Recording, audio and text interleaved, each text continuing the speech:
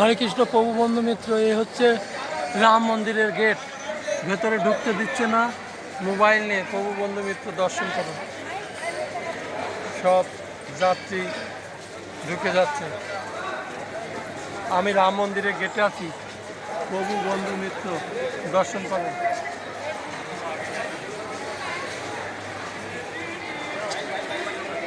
Joy Shriram.